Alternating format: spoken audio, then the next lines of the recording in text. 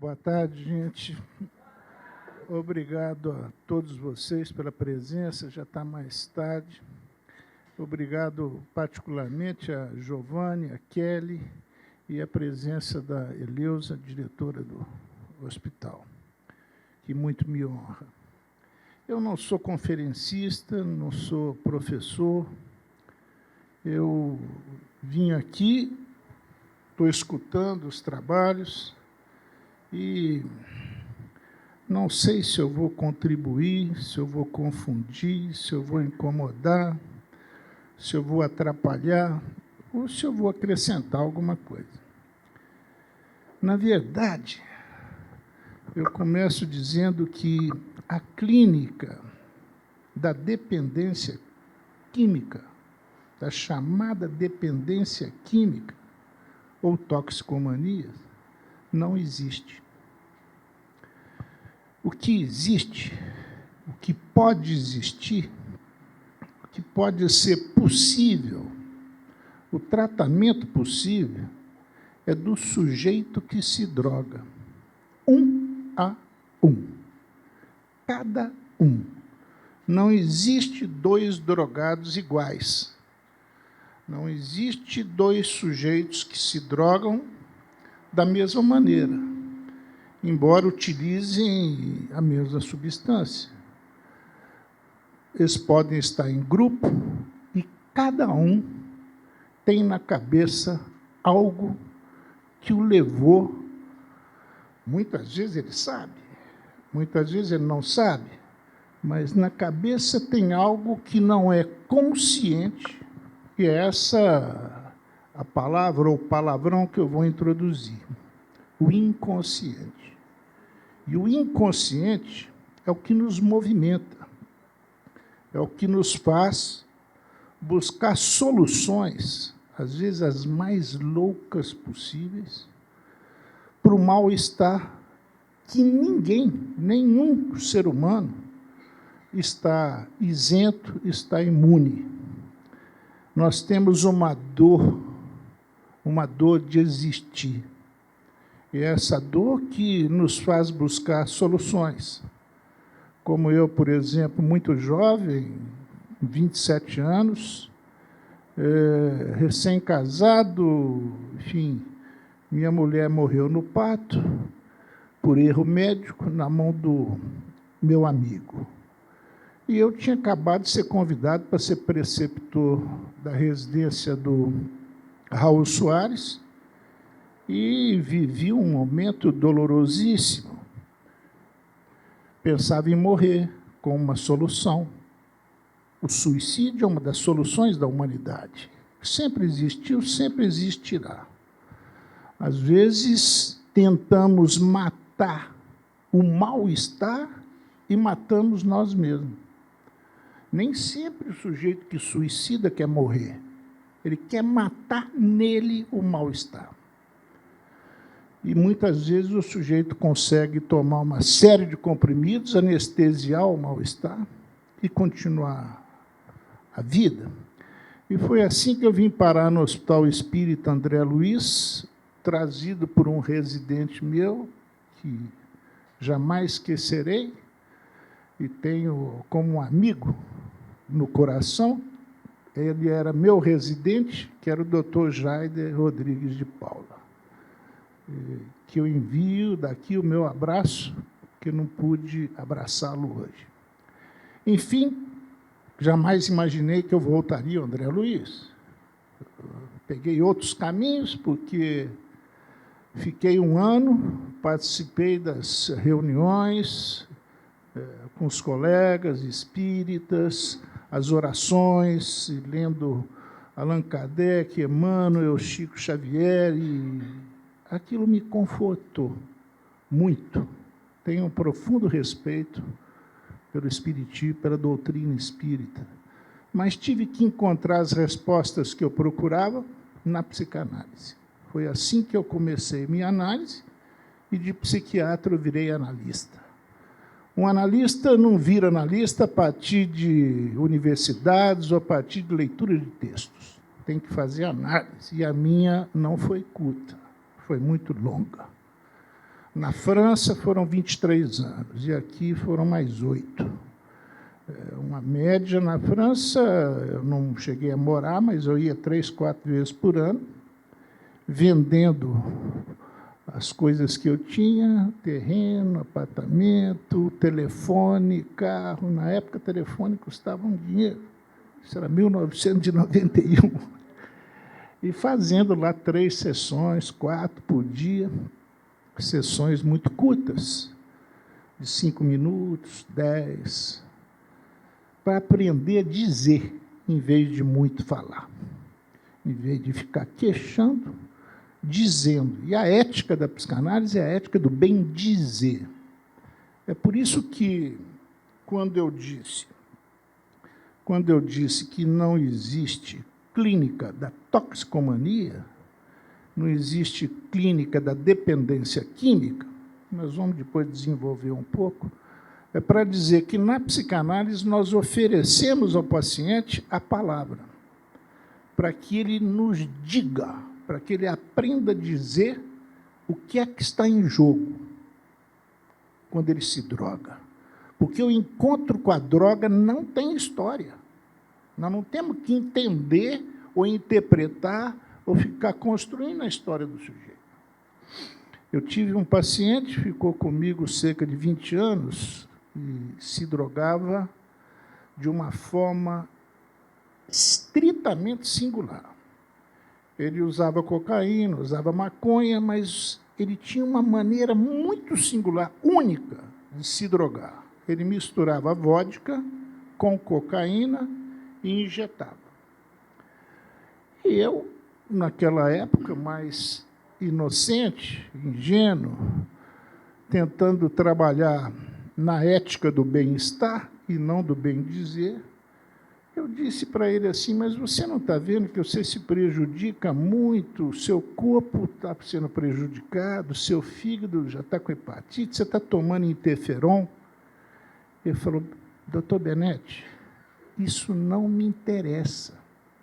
O que me interessa é o teco.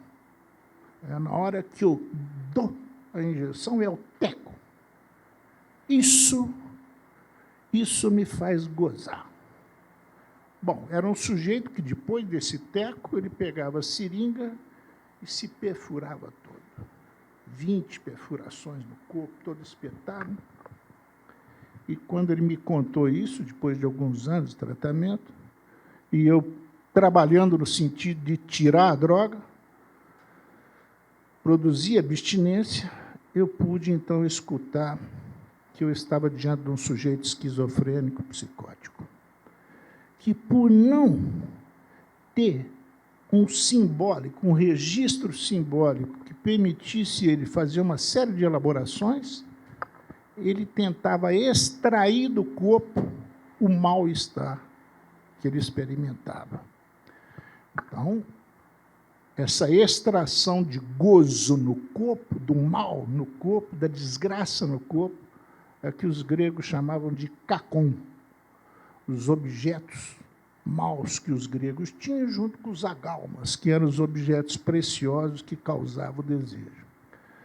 Nós estamos vendo hoje, eu até escrevi um texto sobre o kakon generalizado no mundo contemporâneo, nós estamos vendo nos Estados Unidos, por exemplo, e outros lugares também, na Europa, psicóticos que entram e fuzilam vários. Porque uma maneira de extrair o kakon é ou golpeando o próprio corpo ou golpeando o corpo do outro. Então, nós podemos perceber que, por exemplo, um sujeito pode passar o ato de se drogar tentando anestesiar o kakon do próprio corpo. Diferente de outro que pode se drogar para poder se aproximar do outro sexo. Drogado, alcoolizado, ele vai chegar numa menina, como um jovem que eu tenho de paciente que chegou já meio baleado, a menina falou, sai dessa, não vou ficar com você não, olha como é que você está. Você não está aguentando ficar em pé? Bom, a partir disso ele veio me procurar, porque não dava mais para funcionar daquele jeito. Então, eu já coloco 2 exemplos para marcar que cada caso um caso. É 1 a 1. Então, para construir, para entrar, para abrir a porta do campo das toxicomanias, quando a gente fundou o Centro Mineiro de Toxicomania, nós operávamos no princípio da abstinência. A droga faz o toxicômano. Meu saudoso professor e companheiro de batalhas no campo das toxicomanias, professor Murat, que foi meu professor nas ciências médicas, sentamos juntos algumas vezes em mesas de trabalho na toxicomania, ele dizia assim para mim: mas, Benete, não tem toxicômano sem a droga.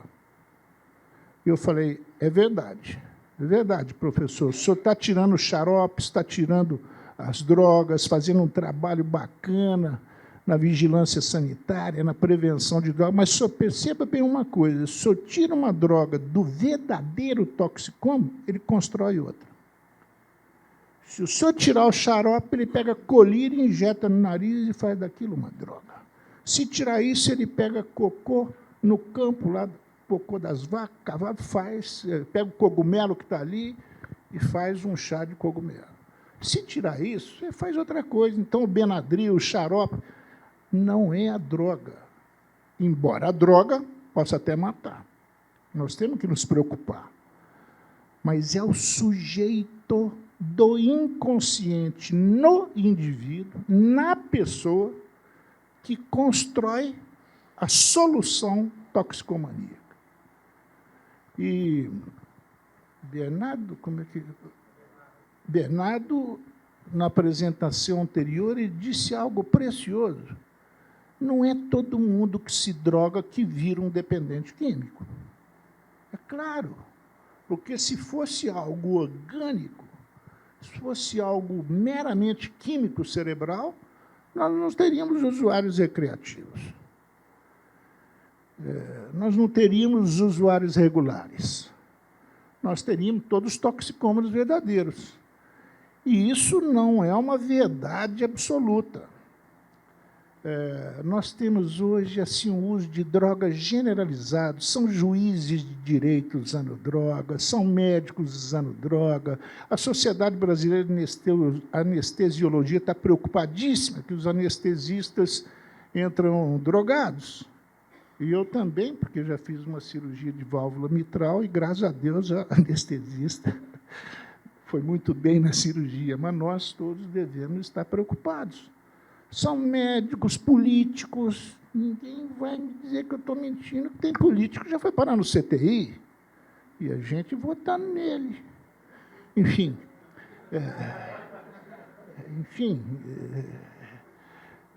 podemos dizer que vivemos num mundo de todos aditos. Se não for uma droga ilícita, cocaína, crack, vai ser Rivotril com 80 gotas por dia, vai ser Frontal com 10, 12 miligramas por dia. Eu dei uma entrevista na revista Viver em maio de 2011, onde eu dizia para a repórter: se você for um médico, clínico, generalista, neurologista, ginecologista, fizer uma queixa que não tem uma causa orgânica, você não sai sem antidepressivo ou ansiolítico. A repórter, para minha surpresa, marcou 3 consultas. Isso está na revista Viver, de maio de 2011. Ela foi e falou: doutor, eu estou com insônia, dor de cabeça, não estou sentindo bem. 6 minutos de consulta e o neurologista receitou um antidepressivo. Foi no outro generalista, que, com uns 15 minutos, fez umas perguntas e falou: você vai tomar 2, o ansiolítico e o antidepressivo. Esse efeito rápido, o outro daqui 15 dias. Volta daí um mês. E foi no outro neurologista a mesma coisa. E ela disse: o doutor Antônio Benete tinha razão. No nosso caso, foi 100%. E eu não sabia que ela ia fazer. Depois eu li a reportagem e falei: meu Deus, já vinha o CRM me pegar aí. Não aconteceu nada, porque é verdade. É verdade. Então, abuso de drogas, nós temos que pensar que existe, mas existe os pacientes abusados pelo discurso da ciência, sobretudo pelos médicos. Eu tenho uma jovem que foi passar as férias na Califórnia, magrinha, e ela sabia que maconha era liberada, ela foi ao médico, com prescrição médica, e disse que estava muito magra, sem fome, que ela só comia depois que fumava maconha. E o médico, você está muito magrinha, meu, toma aqui. E receitou a maconha para ela. Então, vivemos um mundo onde, hoje, com o discurso capitalista e o discurso da ciência como motor do discurso capitalista, a dimensão da adição aumentou profundamente. Esse esqueminha está escrito I maior que A. I, entendam, ideais da família, do amor, do companheirismo, da honra, da solidariedade. Os valores que a gente tinha no século passado estão em profundo declínio. Na mesa anterior surgiu a questão, por que o índice de toxicomania nas mulheres aumenta? Por causa do amor. O amor está em declínio. E o que quer uma mulher, em última instância? Ser amada. E, para ser amada, ela faz qualquer negócio. Para ser amada, ela permite até ser maltratada. E permite fazer a mulher que o homem diz que gostaria de ter do lado. Pode deixar de se pintar, deixar de sair, e cozinhar sozinha. Por que ela bebe sozinha? Porque o parceiro ali é o álcool. Ela está sozinha. Não falar que ela estava na cozinha com o marido cozinhando, ou com o namorado cozinhando e bebendo. Está sozinha. Então, esse declínio dos ideais, a família, Giovânia falou, a família em desordem. É verdade. A nova constelação familiar, ela é totalmente desordenada. Não é mais aquela família que tinha uma autoridade, um chefe, um líder do grupo, que ia ser o provedor, colocava a mulher com seus brinquedos eróticos, com os filhos, né, que são brinquedos eróticos, e trazia o dinheiro e a mulher ficava sustentando. Isso acabou. Acabou, e a questão do dinheiro é fundamental, de qualquer maneira, para conseguir consumir os objetos que a ciência e tecnologia produzem 24 horas por dia. Então, aqui, ali em cima eu coloquei I maior que A. Era ontem. E ontem a toxicomania era uma coisa, hoje é outra coisa. Ontem, no século passado, existia, na época do Freud, a morfinomania. As pessoas usavam morfina, Freud mesmo usou cocaína, e as pessoas que se drogavam numa quantidade menor, eram poucos que se drogavam. Hoje, não. É demais. A ponto de um estudante de medicina, porque vocês sabem que tem uma festa chamada Intermed, que vão às escolas de medicina, eles ficam 3 dias bebendo e se drogando. Homens e mulheres. Mas agora também já tem engenharias, já tem os jogos jurídicos, que é o tempo inteiro o consumo de droga e álcool. Eu fui a Buenos Aires, fiz uma conferência lá na Rede Toxicomania e Alcoolismo, e falei, os estudantes de medicina estão fazendo isso. E o colega argentino, Dario Galante, me perguntou, mas, Benete, por que você acha que é isso? Eu falei, ainda não sei. Mas eu estou só constatando. Na saída da conferência, eu me disse, por causa do discurso da ciência, as drogas que a ciência produz vão, de alguma maneira, supor, fazer crer, e o sujeito vai crer, que com elas ele vai fazer existir a relação sexual encontrada, sem angústia. A relação sexual, o encontro amoroso, que não existe. Não existe todo. O amor é um encontro furado. Não que ele seja ruim. É porque o encontro do você com você, no narcisismo, deixa um rumo. E a gente tem que lidar com esse desencontro o tempo todo. O tempo todo, seja para fazer filho, seja para ir para viagem no exterior. Hoje, os brasileiros aprenderam a viajar, eles se estouram com cartão de crédito, se estouram com dinheiro, dívida, e consomem viagem. Viagem, viagem, viagem. Pelo menos eu vejo na minha clínica. Assim, não param de viajar. Viagens é um dos objetos do discurso capitalista. É um objeto consumido, é um objeto comprado. Televisor, celular, geladeira, fogão, micro-ondas, carro, moto, tudo isso, viagens, transatlântico, tudo está na pauta. Eu abri o jornal, foi hoje, está lá, Peru Week. Eu tinha acabado de ir a Lima, no feriado. Fiquei 3 dias em Lima, fiquei impressionado, uma cidade maravilhosa, linda, fui ver o sítio arqueológico dos Incas, bacana. Depois falei, bacana, viajar é legal. Comprei uma viagem. Quando eu vi, está sendo vendido pelas agências de turismo, pelo próprio Peru. Quer dizer, são produtos à venda. Então, somos todos aditos. O mundo de hoje coloca a gente como todos aditos. Seja do vestuário, seja do que for. O celular tem sai o iPhone 8, a menina fica doida.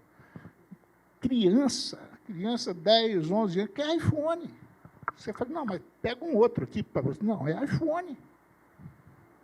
Percebe? Então, o mundo mudou. E, com isso, a toxicomania se tornou algo generalizado. Vivemos uma época da toxicomania generalizada. Seja de drogas lícitas, seja de drogas ilícitas, seja de produtos que o discurso da ciência, via tecnologia, fabricam. O discurso capitalista, ali tem espaço? Tem. Não, aqui já dá, tem uma estrada aqui. Deixa eu ver. O discurso capitalista é o seguinte: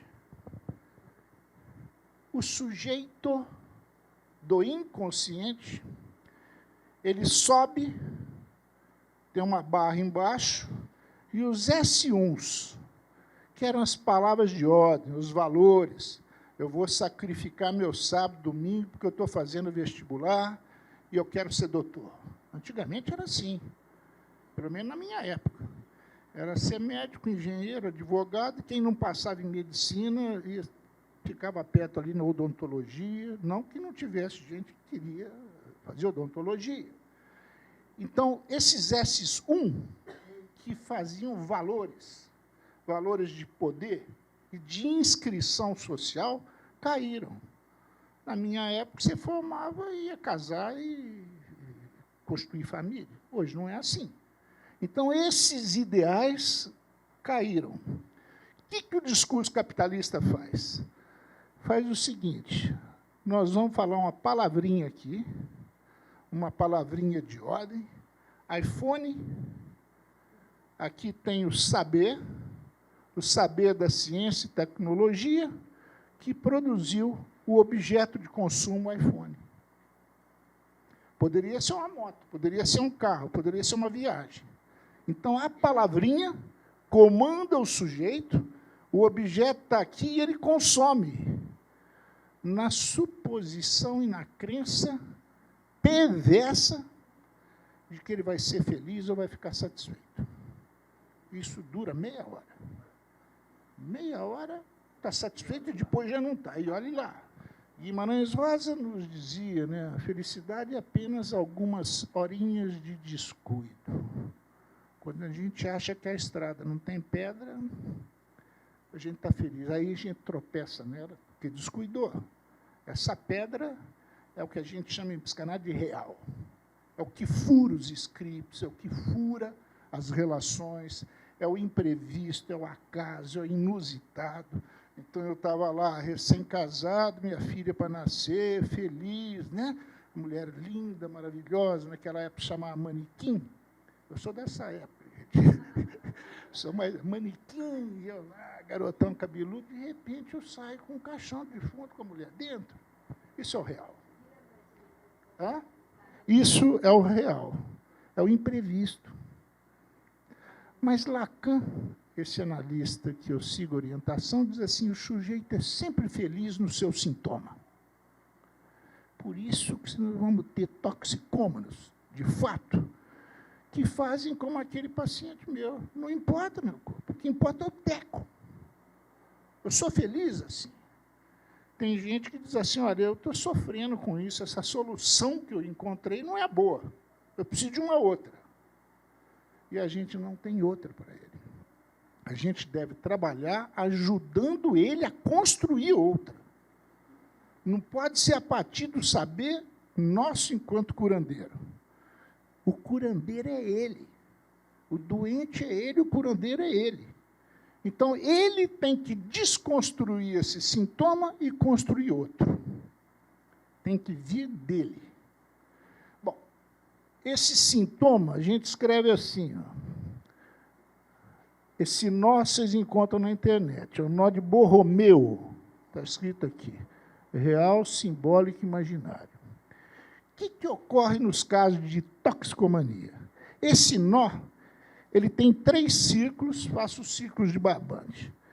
O real passa por cima aqui, por baixo aqui, por cima aqui, por baixo aqui. O outro passa por cima aqui, por baixo aqui, por baixo aqui, por cima aqui. O outro por baixo, por cima, de tal maneira que, se você puxa, esse nó não arrebenta. Ele está amarrado. Só que o ser humano não consegue fazer essa amarração perfeitamente. A conta da vida é 10 dividido por 3. 3,333. Sobra sempre um resto, isso que a gente chama castração. E esse nó, então, ele não é perfeito. O que Lacan, então, descobre? A partir de Joyce, um escritor, que inventa uma nova forma de escrever. E inscreve o nome dele na literatura a partir desse estilo de Joyce. Joyce escrevia não para quem o lesse se deliciar com o que ele escrevia. Ele escrevia para perturbar aqueles que liam. E ele dizia assim, para dar trabalho para os universitários durante 300 anos. E Joyce era um psicótico. E a invenção dele é o que livra ele da psicose. Então, ele não desencadeia. A filha desencadeou.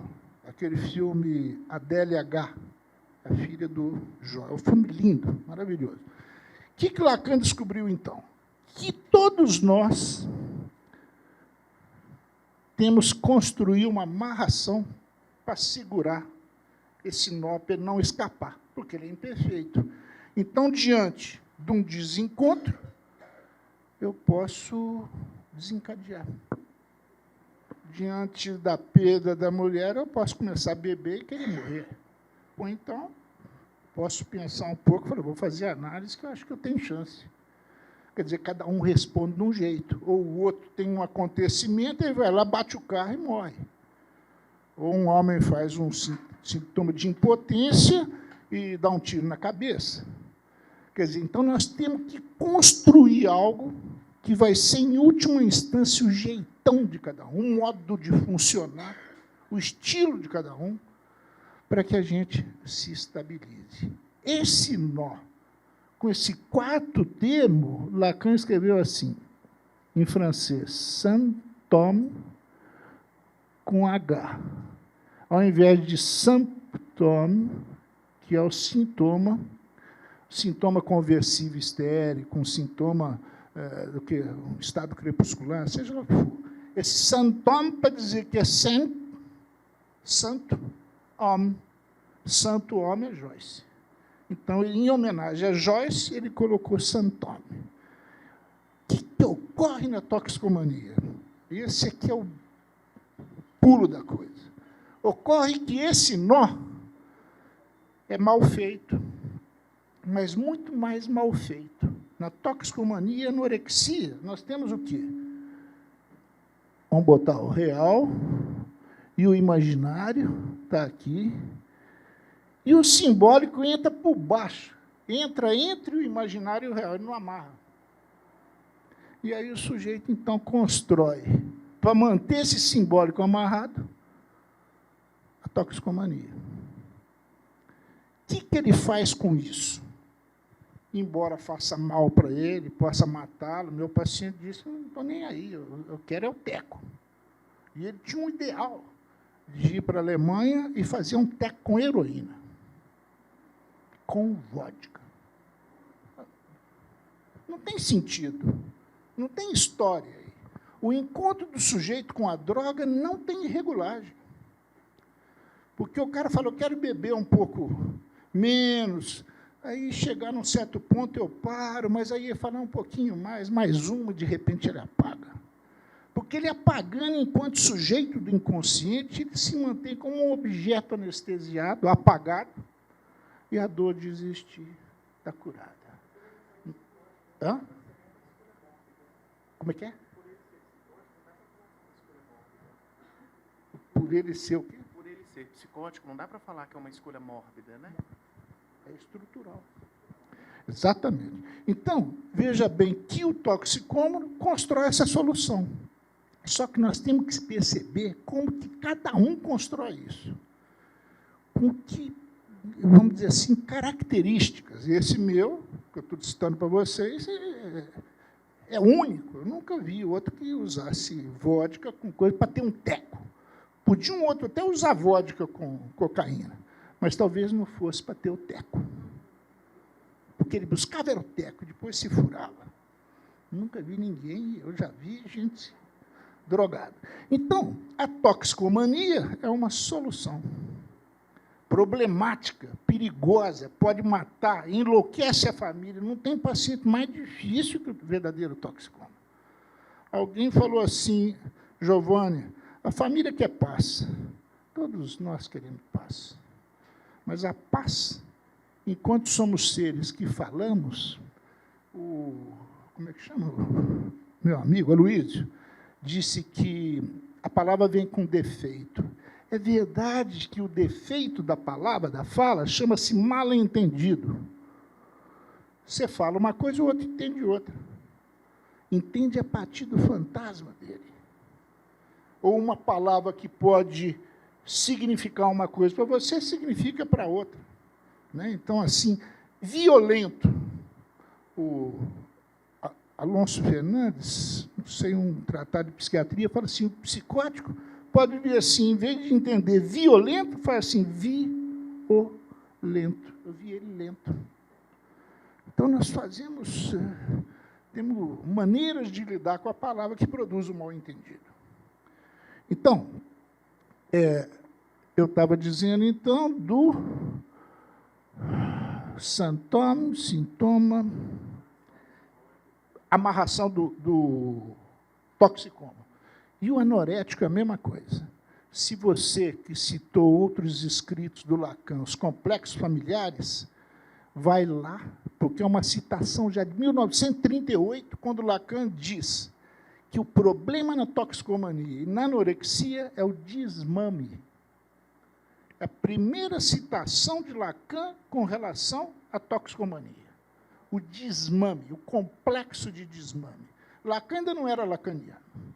Tinha 38 anos, tinha feito a tese de doutorado aos 32 e era um leitor de Melanie Klein. Então, ele vai falar, não é o desmamar do peito, mas é a imago do seio lá no inconsciente do sujeito. E as toxicomanias pela boca, orais, são, assim, tipicamente isso. E não só orais, o sujeito cheira, né, passa na boca depois, enfim, fica com o nariz entupido, de tanto cheirar, e passa na gengiva, passa na boca. E a anorexia também está nessa, mas nós não vamos entrar na anorexia aqui, senão eu vou me perder e o tempo ainda tem um tempinho. Então, nós temos o texto de Freud, que é o mal-estar na civilização, mal-estar na cultura, a dor de existir do ser humano, nós pagamos um preço por existir. Freud vai dizer, álcool sempre existiu, sempre vai existir. Drogas sempre existiram, sempre vão existir. E agora, com o discurso da ciência, inunda, porque a indústria farmacêutica, que era o 10º lugar no truste, nos trustes econômicos, hoje é 3º. A indústria farmacêutica compra médicos. paga viagens de primeira classe, congresso, depositam dinheiro no banco para as esposas dos médicos, para gastarem em shopping, para deixar o médico trabalhar à vontade lá.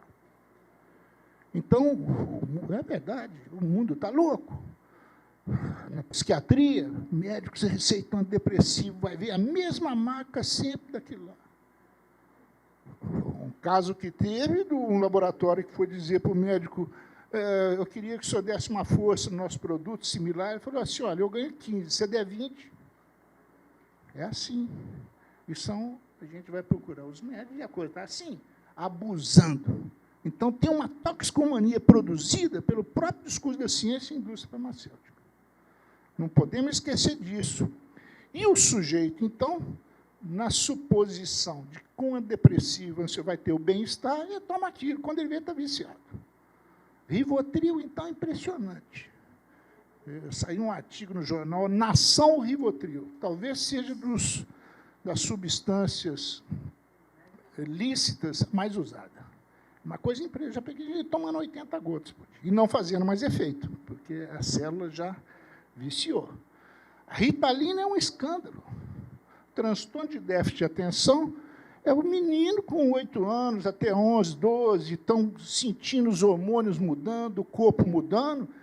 Eles não prestam atenção na aula de geografia, história, português, matemática. Aqui não importa. O que importa é ele saber o que está no corpo dele. Então, a sexualidade, a emergência da sexualidade faz com que o sujeito volte a atenção para ele mesmo. E, com isso, déficit de atenção, fracasso escolar, déficit de atenção, psicopedagogo, neuropediatra, neuro não sei o quê, Ritalina. Agora vem Vance. E na depressão estão dando ketamina agora injetável. Uma coisa maluca. E ganha-se dinheiro com isso. Ganha-se dinheiro com isso. Bom, então, a religião é outro tratamento do mal-estar. Eu mesmo passei por ela. Não tenho nada contra. Seja que religião for, que se der algum conforto nessa dor de existir, o sujeito vicia ali ou não, enfim. Por que não? Tem gente que tem uma fé religiosa que não depende de grupos religiosos. Tem outros que dependem, se perder uma missa, ficam transtornados. Cada um com a sua loucura. E a passagem ao ato, que é outra solução da humanidade, o homicídio e o suicídio. Quer dizer, para tirar essa dor. O que Freud descobre? Gente, vamos botar o sujeito para falar. Vamos botar o sujeito para falar. Então, eu e o professor Elias Muralha tinha esse primeiro pressuposto, primeiro princípio ético, e eu tinha esse outro. Eu falei, professor, é preocupante mesmo. O pessoal está tomando xarope, vão fechar isso aí nas farmácias, eu estou de acordo. Mas, professor, para que o senhor faz essa cartilha com 10 itens? Da mãe cheirar a mão do menino, procurar dentro da mochila para saber se fumou maconha. Eu dizia assim, pergunta para ele. Aí ele pode mentir, mas é lógico que ele vai mentir. Mas está conversando. Porque a mentira faz parte do ser humano. Nós precisamos mentir. Sobretudo quando crianças, para proteger o desejo da gente contra as normas que os adultos colocam. Então, eu preciso mentir. Você foi na aula? Foi. Como é que foi lá? Foi bem. O cara não está indo, faz uma semana, vem fracasso escolar. Mas eu costumo dizer assim, a mentira tem perna curta. A gente tem que saber escutar. As historinhas que os pacientes vêm nos contar na clínica, a gente, enquanto analista, a gente escuta. Não vou dizer que está mentindo. Mas ele mesmo depois vai dizer, olha, sabe aquela coisa que eu falei? E vem. Então, essa lógica, por exemplo, da verdade, me diga a verdade, Francisco de Quevedo, 1634, tem um espanhol, tem um conto chamado El Desenganho. Ele diz assim, eu sou o desengano. Onde tiver gente enganada, eu vou lá e desengano. Eu conto a verdade. Por amor à verdade, esse é meu sintoma. Eu tenho que fazer isso. Eu sou feliz fazendo isso. Mas olhem bem meu rosto. Todo arrebentado, cabelo arrancado, roupa suja de sangue. Eu atendo todos os pedidos. Mas, quando eu chego, metade dos que me chamaram foge. Não quero a verdade. e a outra metade me espanca quando eu digo a verdade. Então, a mentira é um recurso que moralmente é muito coibido, mas nós temos que saber escutar a mentira. Como o analista soube escutar as mentiras que o analisante disse. Por isso que o final de análise, depois da gente contar toda aquela história, a gente olha para trás e fala, nossa, que quantidade de verdade mentirosa que eu disse. Porque a verdade toda, total não existe, ela é castrada também. Ela vem com menos. E nós não temos, não é que a palavra vem com defeito, é que nós não temos a última palavra para fazer existir a verdade. Bertrand Russell, um filósofo matemático, escreveu sobre a teoria dos conjuntos para dizer sobre o catálogo dos catálogos. E ele vai dizer assim, o catálogo dos catálogos não existe. Assim como o dicionário dos dicionários não existe. E ele vai mudando as palavras. Então, não tem uma última palavra que pudesse fazer a verdade existir toda. A verdade é sempre furada. O que ocorre com esse ciclo, com o furo, ocorre que o toxicômano vai tamponar esse furo para tentar fazer existir esse ser, só que nomeado pelo outro. Você é dependente químico. Ah, bom, então agora eu sei. Agora eu sei quem eu sou. Eu sou dependente químico. Doutor, eu sou dependente químico. É assim que eles se apresentam. Eu sempre pergunto, mas quem te disse isso? Ah, lá em casa eu comecei a me drogar, e fala que era dependente químico, então eu fiquei me drogando. Então, o primeiro princípio nessa outra ética, com essa outra chave, é desintoxicar a nomeação que veio do outro. Por isso que eu quis dizer que a clínica do dependente químico não existe, é uma clínica do outro. É a família que faz, e muitas vezes a família atrapalha. Porque ela precisa que o sujeito seja toxicômano. Tem uma função, o sujeito é um objeto que faz ligação entre o marido e a mulher, o marido que tem amante se dedica mais ali junto com a mulher que também já fez seus caminhos aí, se ligam de novo, vão salvar nosso filho, e o filho é um sintoma da relação do casal. Seguramente, às vezes o pai é alcoólatra, a mãe viciada em frontal, a família é toxicômana. Então, nós temos que dar a palavra a cada um para buscar isso aqui, sem interpretação, sem tentar entender, porque nem ele sabe como que a droga, esse encontro com a droga produziu esse efeito. Então, nós temos 3 possibilidades clínicas. A clínica do universal, onde todos iguais.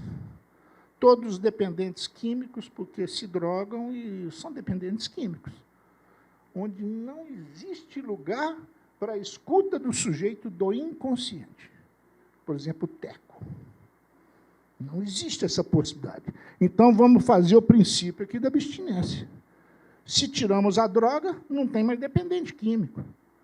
Mentira. Vocês têm uma porcentagem até alta de recuperação desses sujeitos.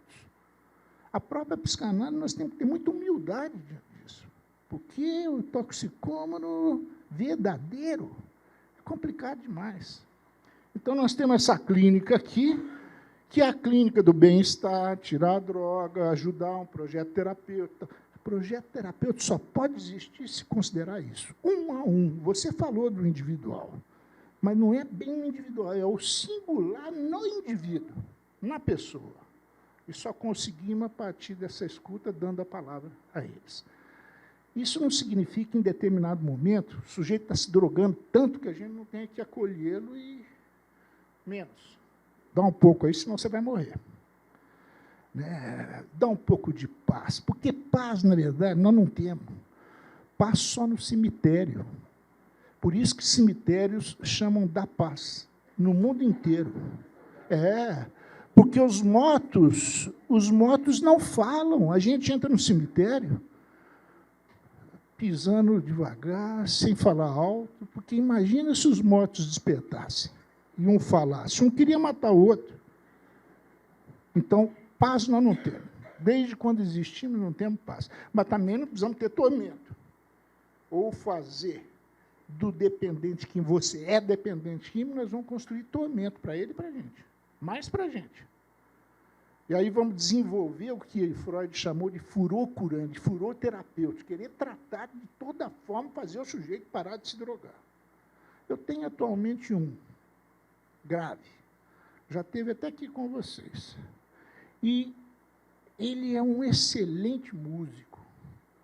E nós estamos trabalhando, e ele fala da droga, eu não dou a menor atenção à droga. E pergunto como é que está o seu estúdio, como é que está a gravação, como é que está isso. Ele já compôs 5, ele estava parado, amigo dos músicos todos, montou um estúdio, está trabalhando, mas está se drogando. E a família, então, fica horrorizada. Aí eu atendi a família. Ah, porque ele é dependente químico, nós já fizemos tudo, não tem nenhum hospital psiquiátrico, não tem esses percursos todos que faz. E eu comecei, então, a desintoxicar a família com a nomeação junto ao sujeito. Ele é dependente químico. Eu falei, não, ele pode até usar droga, e muito. Me parece que ele é músico. Mas se vocês insistem que a carteira de identidade dele é dependente químico, ele vai apresentar essa carteira. Se vocês falarem que é outra coisa, ele apresenta outra carteira. E no mundo de hoje, as pessoas tiram carteira de identidade mental na internet. Eu sou toque, eu sou isso, sou bipolar, sou aquilo, e apresentam isso. Estou com o tempo acabando? 2 minutos. Então, vou botar um outro esqueminha. Ah, bom, essa é do universal. Essa aqui é do particular. É o universal menos 1. João se droga, Benedito também. Mas um tem um jeito, um droga assim, assado. E esse aqui é do singular. É o teco. Vodka com álcool. Que falta? Aí eu já estou cansando. Vou colocar esse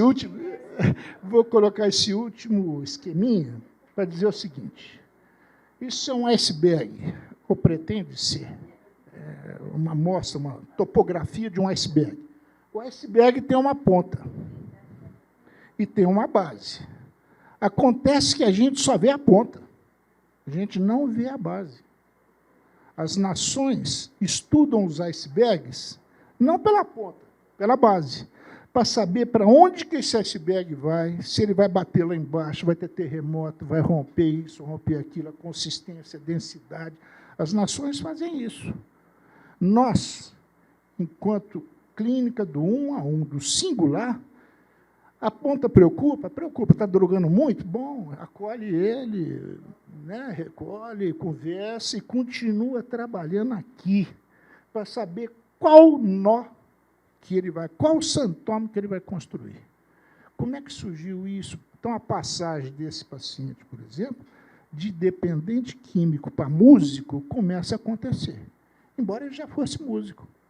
Mas ele não fazia da música algo que fosse sustentá-lo na vida. A carteira de identidade dele. Porque ele vem marcado, carimbado como dependente químico pelo outro do social. E o toxicômico tem essa característica. Ele, enquanto toxicômico, se exclui dos laços sociais, mas as instituições aparecem para incluí-lo. Então, ele inclui e se exclui, porque esse simbólico escapa. Então, nós temos que desmontar essa suplência para que ajude ele a construir outra. Cada um é cada um. E não é obra nossa. Porque muitos civis dizem, olha lá, fulano de tal, nós que fizemos isso, tal, ficamos todos orgulhosos, né, vamos para casa, contentes. Aí está tudo bem, depois recai de novo. Porque não é o saber dele, é o saber nosso. Então, o projeto terapêutico tem que incluir o saber do sujeito. 1 a 1. Embora tenha equipe, tenha todos os espaços, tudo para todos, mas 1 a 1. Ah, tá. Tá bom. Tá. Então, o iceberg tem a ponta e tem a base. Essa ponta é a ponta do DSM. São as classificações que excluem a base, que é a dimensão do sujeito do inconsciente, aquilo que comanda o iceberg. E aqui nós vamos, então, nomear, a partir da nomeação que vem do outro, o DSM começa a ter um problema nos Estados Unidos entre a Associação Psiquiátrica Americana e a Associação de Saúde Mental Americana. E o Kaplan, que é a Bíblia da psiquiatria, a última edição, traz um longo capítulo sobre a psicanálise. Verifica a última edição do Kaplan, Tratado de Psiquiatria, Bíblia da Psiquiatria Contemporânea. Eu me perguntei, por que eles estão falando de psicanálise, gente? Porque isso aqui, de fato, não dá conta. A clínica dos transtornos vai existir ainda, mas ela dá sinais de falência. Por isso que a gente vê um paciente, a gente medica um diagnóstico, quando vê ele mudou de diagnóstico. É lógico, se você corta a ponta, a base do iceberg sobe. Então, vamos dizer assim, os terapeutas Titanic, que querem curar a todo custo, que vão curar, que medicam, misturam, vão medicando, afundam. Como o Titanic afundou. Está todo mundo lá vendo, tomando champanhe, vendo as pontas, o casco bate na base. Então, no campo das toxicomanias, nós temos que ter uma humildade terapêutica, sem furor curante, por mais que a gente veja situações dificílimas, e tentar ajudar o sujeito a construir sua própria saída. É ele quem tem que se salvar, e não nós que vamos salvá-lo. Vamos ficar por aqui por hoje.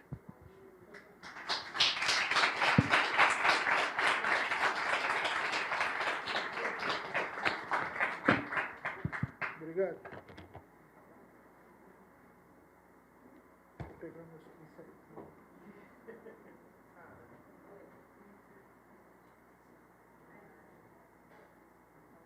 escrevi umas coisas, mas acabei de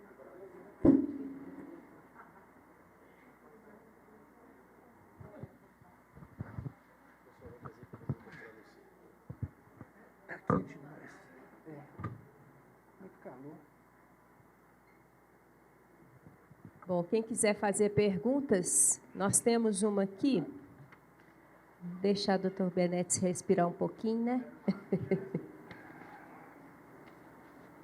A gente vai falar, porque aí vai refletindo. Em relação ao caso do músico, como a família manterá um equilíbrio em relação a esta identidade? Digo, não taxar de dependente químico, mas também não excluir o fato de ser usuário. A família é uma família viciada. Viciada na nomeação pseudocientífica de que o filho é um dependente químico. Eu atendi a família. O pai é nitidamente um alcoólatra. Um alcoólatra que estava deixando de beber nos fins de semana, quando o filho vai visitá-los na casa de campo, e ficando muito irritado, porque ele não podia beber perto do filho que se drogava. Então, a ira dele é que ele é dependente químico, ele atrapalha o meu gozo. Eu não estou interessado no meu filho que saia disso. Ele precisa ser dependente químico, está internado. Eu queria internar o filho. Quer paz? A família quer gozar. É em paz. E é impossível. E então, muitas vezes, o dito dependente químico, o sujeito, é um intérprete do sintoma da família. É o elo sintomático. Então, nós temos que escutar. Eu não consigo tratar um toxicômano com tudo isso que a gente falou, da síndrome, mas sem fazer intervenção no campo do outro, que é a família. A família é fundamental aí. Bom, eu deixei de falar uma coisa, que eu vou falar ainda, que nós hoje não temos mais tantas psicoses extraordinárias, com delírio, alucinações. Nós temos sujeitos que a psiquiatria americana chama de borderline, que a Luísa também falou. Mas borderline é uma questão do desenvolvimento do eu, um desenvolvimento insuficiente do eu. Nós, lacanianos, não trabalhamos com a psicologia do ego. E tem sujeitos, muitos, quase que a tônica hoje, que são sujeitos esquisitos, eles têm uma questão com o corpo, uma questão social, que eles não conseguem se inscrever, não conseguem fazer um curso, trancam matrícula, abandonam coisa, tem uma ideia mirabolante de ganhar dinheiro, não sei como, e um sentimento de vazio, que a gente diz, então, que tem uma disjunção no mais íntimo do ser, corporal, social e subjetiva. É uma tripla externalidade. E vocês vão ver sujeitos que constroem corpos o tempo inteiro. Os corpos bombados, de academia, musculação, tatuagem em excesso, né? Uma inscrição social que não tem aderência. Uma hora é uma coisa, fazer outra coisa, para isso, um curso que não sei o quê, quero fazer um intercâmbio para fazer. Perdido, uma certa errância. Não tem algo que amar. E uma subjetividade com certo vazio, não tem muita coisa. A gente diz assim, psicoses ordinárias. E se a gente deu esse diagnóstico, não conseguimos colocar aqui um histérico, um obsessivo, não tem o fantasma histérico, fantasma obsessivo, psicose ordinária. E se nós já demos esse diagnóstico operatório, temos que pensar de qual psicose se trata. E aí recorremos à velha psiquiatria clínica. Esquizofrenia, paranoia, esquizofrenia paranoide, melancolia. É o tema do próximo congresso nosso em Barcelona, em abril. Psicoses ordinárias e as outras. Só para marcar isso, vem com droga. Eu hoje, sujeito se droga, eu abro o ouvido para escutar se nós vamos ter uma psicose ordinária aí. Os pais começam a desesperar, traz o adolescente, não está rendendo na escola, não sabe bem o que fazer, a gente dá tudo para ele, mas não adianta. Aí você vai ver, tem a droga, o corpo, tripla externalidade, psicoses ordinárias. Uma disjunção no mais íntimo do ser. Com relação à pergunta, a família, no caso, deseja que ele seja o dependente químico que sempre foi, desde a adolescência. Nitidamente não tem interesse que ele deixe essa nomeação. Ele se refere a ele como um músico que ele tenta, mas fracassa, teve um conjunto, mas... Bom, me contou a história do conjunto, o pessoal do conjunto é muito mais doido do que ele. E esse sujeito é nitidamente um psicótico. E eu dou quetiapina para ele. Eu gosto muito da quetiapina e a risperidona, são dois que funcionam bem no caso dos... A não ser que delire, alucine, aí a gente parte para outra, olanzapina, odol.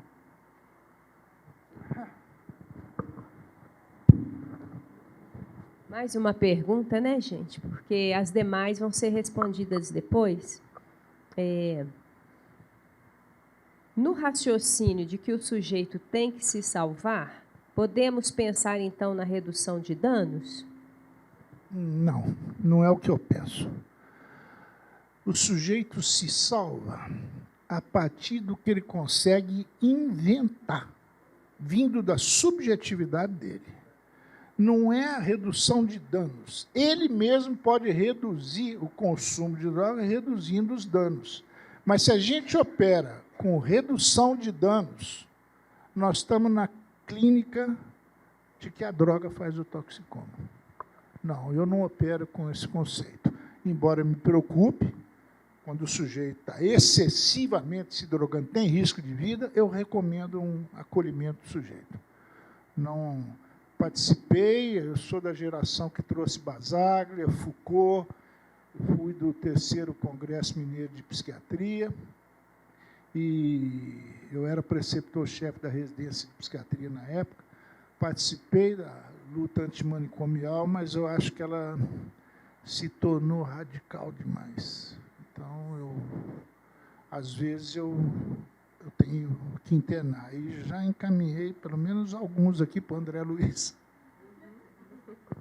Maravilha, né, gente? Mais uma? Vocês querem perguntar lá do Cepas? Querem fazer uma pergunta à equipe do Cepas? Eu trouxe até o nozinho, porque eu trabalho com esse nó no meu consultório.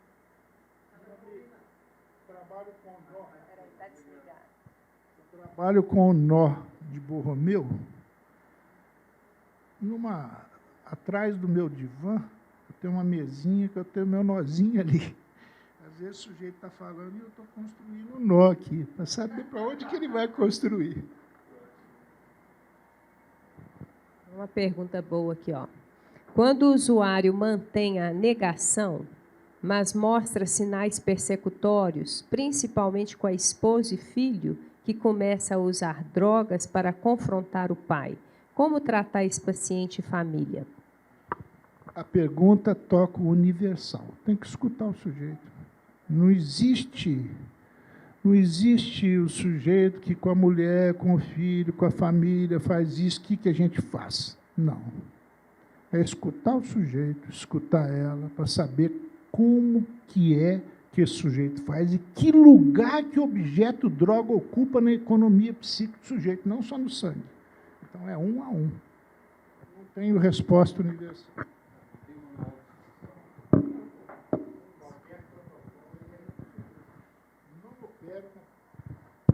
Eu não opero com protocolo nem com DSM. Eu escuto o sujeito do inconsciente e o santome, que é o último ensino do Lacan. E ando com o meu nozinho para ver como que cada um está construindo. Ao invés de ficar no que se acha que é psicanálise, ficar interpretando. Não tem mais lugar no mundo de hoje para interpretação, não. Então, se você está numa análise que o sujeito está te interpretando tudo que você fala, sai dela, porque isso não é análise, não. É saber do gozo do sujeito. Isso aí. Muito bom, viu? Retorne novamente. Retorne novamente, fica repetitivo, né? Volte sempre para o nosso local aqui de trabalho. Eu agradeço a vocês, me perdoem se eu compliquei um pouco, se eu embaralhei o jogo aí, mas acho que pode pegar.